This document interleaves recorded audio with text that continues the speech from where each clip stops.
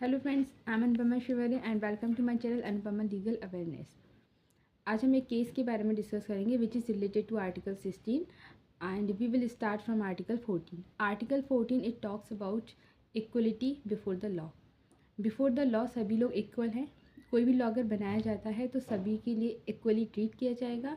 And second one की अगर कोई भी फैसिलिटीज़ स्टेट द्वारा दी जाती है तो every one is equal before the law और सभी को सेम दी जाएंगी। उसमें ऐसा नहीं है कि अगर कोई लॉ है तो किसी के लिए कोई ज़्यादा पनिशमेंट है या किसी के लिए कोई ज़्यादा फ़ाइन है, किसी के लिए कम है, ऐसा नहीं होगा।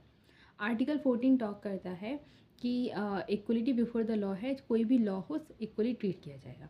इससे रिलेटेड इसी से रिलेट होता है आर्टिकल 16। आर्टिकल 14 इक्वली का बात करता है, उसके बाद में आर्टिकल 15, 16, 17 ये एक इक्वलिटी की बात करते हैं। तो आर्टिकल 16 बात करता है कि जो एम्प्लॉयमेंट है तो इक्वली एम्प्लॉयमेंट की बात करता है कि जो एम्प्लॉयमेंट है वो सभी को राइट्स है कि सभी कोई भी अगर वैकेंसीज़ है या किसी भी प्रकार का कोई भी जितने भी पोस्ट हैं और जितनी भी एम्प्लॉयमेंट्स हैं उन पर सेमली कोई भी वर्क कर सकता है।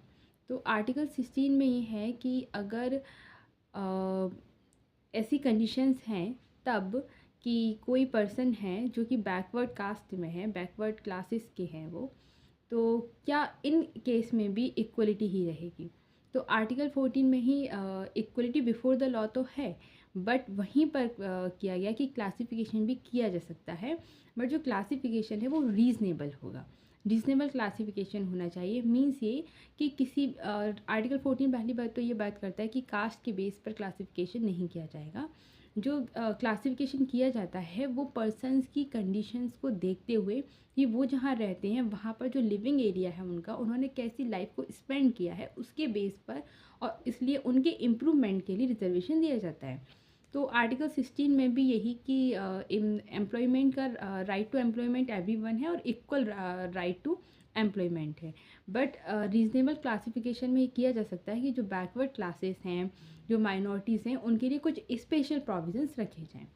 तो यही है आर्टिकल 16(4) में जिसके बारे में हम आज बात करेंगे। आर्टिकल 16 क्लॉज 4 में लिखा है कि बैकवर्ड क्लासेस के जो पर्सन्स हैं तो उनके लिए एम्प्लॉयमेंट और जो पोस्ट है, जो अपॉइंटमेंट्स और पोस्ट हैं, सॉरी, अपॉइंटमेंट और जो पोस्ट हैं तो उसके लिए कुछ स्पेशल प्रोविजंस स्टेट कर सकता है अगर स्टेट को लगता है कि उनका जो रिप्रेजेंटेशन है adequately represented. There is one word, adequately representation. अगर एडिक्वेटली रिप्रेजेंटेटेड नहीं है तो स्पेशल प्रोविजंस किए जा सकते हैं।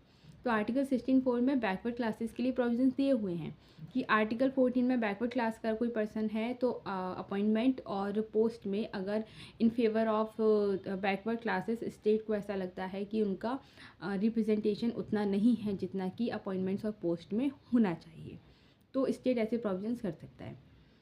तो बैकवर्ड क्लास के लिए कोई प्रोविज़न किया गया। अब यहाँ पर एक केस जो which is I discussed with you कि Valsamma versus state Cochin University, Valsamma versus Cochin University का ये केस है, 1996 का केस है।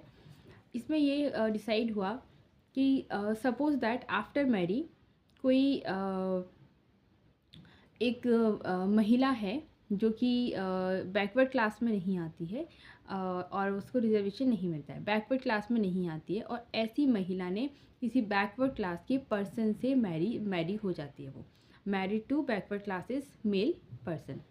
तो क्या अब ऐसी महिला को भी रिजर्वेशन मिलेगा? क्योंकि जब आफ्टर मैरी अगर उसे जो मेल है उसका सरनेम मिल गया है तो क्या वो भी बैकवर्ड क्लास में आएगी? इवन उसको उसका नेम चेंज हो जाता है, सरनेम उसका चेंज हो जाता है बैकवर्ड क्लास में, बट उससे रिजर्वेशन नहीं दिया जाएगा क्योंकि हमने जो रीज़नेबल एक क्लासिफिकेशन की बात की है, जो विमेन है उसने एज अ जो बैकवर्ड क्लासेस है उस एरिया को उस तरह का उसने लिविंग स्पेंड नहीं किया है। जो उसका देखिए रिजर्वेशन दिया ही इसलिए गया था कि जो ऐसे पर्सन्स हैं उनका जो सर्कमस्टांस है, जो उनका लिविंग है, जो उनके पास जो संसाधन है वो इतने नहीं रहे जिस वजह से वो इम्प्रूवमेंट नहीं हुई, उनका डेवलपमेंट नहीं हो पाया, और उनको डेवलप करने के लिए, उनको ऊपर लाने के लिए ही रिजर्वेशन दिया। बट जो विमेन हैं उसको ऐसी लिविंग एरिया उसका नहीं रहा है कि उसको रिजर्वेशन दिया जाए, तो इवन वो आफ्टर मैरी किसी बैकवर्ड क्लास से अगर वो मैरी कर भी लेती है तो उसको रिजर्वेशन नहीं दिया जाएगा। And it is decided in Valsamma versus Cochin University 1996 के केस में कि ऐसी विमेन को रिजर्वेशन नहीं दिया जाएगा, उसे एज अ बैकवर्ड क्लास नहीं माना जाएगा, क्योंकि उसने उस लिविंग एरिया को वहाँ पर उसने वो स्पेंड किया ही नहीं है। And it is very important. Thank you.